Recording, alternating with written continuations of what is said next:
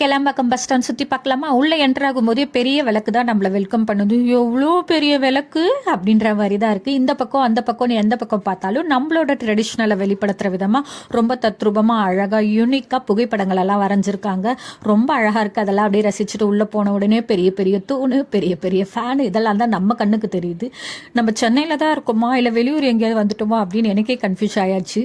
ஏன்னா அவ்வளோ பிரம்மாண்டமாக இருக்குது. இந்த பக்கம் பார்த்தா எக்ஸலேட்டர், இந்த பக்கம் பார்த்தா நம்ம எந்தெந்த ஊருக்கு போகிறோமோ அந்தந்த ஊரோட பேர், அதுக்கான பிளாட்ஃபார்ம்லாம் டிஸ்பிளே ஆகிட்டே இருக்கும். அதை பார்த்துக்கிட்டு கரெக்டாக அந்த பிளாட்ஃபார்முக்கு போய்க்கலாம்.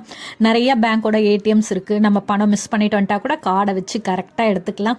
குட்டி குட்டி ரெஸ்டாரண்ட்லாம் இருக்குது. பேர்லாம் கூட அழகாக இருக்குங்க. அன்னபூர்ணி, ஆகாரம், நம்ம தோசை கடைன்னு. நம்ம தோசை கடை தாங்க, ஆனால் பாஸ் கொடுத்துட்டு தான் சாப்பிடணும், சும்மாலாம் சாப்பிடக்கூடாது. Just for fun. மேலெல்லாம் குட்டி குட்டி ஸ்டோர்ஸ் எல்லாம் இருக்குது. தங்குறதுக்கான இட வசதிகள் எல்லாமே இருக்குது.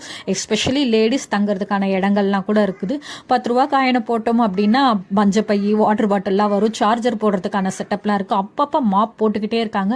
ரெஸ்ட் ரூம் ஆல்சோ ரொம்ப நீட்டாக இருக்குது. கிளம்பாக்கம் பஸ் ஸ்டாண்டை ஒரே ஒரு வார்த்தையில் சொல்லணும்னா என்ட்ரன்ஸ்லேருந்து எக்ஸிட் வரைக்கும் ரொம்ப ஹைஜீனிக்காக இருக்குது. ஹைஜீனிக் அப்படின்ற ஒரு வார்த்தை இந்த இடத்துக்கு கரெக்டாகவே பொருந்தும். நான் இப்போ ரீசெண்டாக தாங்க போனேன். நீங்கள் கிளம்பாக்கம் பஸ் ஸ்டாண்ட் ஃபஸ்ட்டே போயிட்டீங்களா, இல்லை இது வரைக்கும் போகலையா, இனிமேல் தான் போக போகிறீங்களா அப்படின்னு மறக்காமல் கமெண்ட் பண்ணுங்கள். நிறைய பேருக்கு நிறைய விஷயம் தெரிஞ்சிருக்கும். நான் இப்போ போகிறனால இதை ஷேர் பண்ணுறேன். தேங்க்ஸ் ஃபார் வாட்சிங்.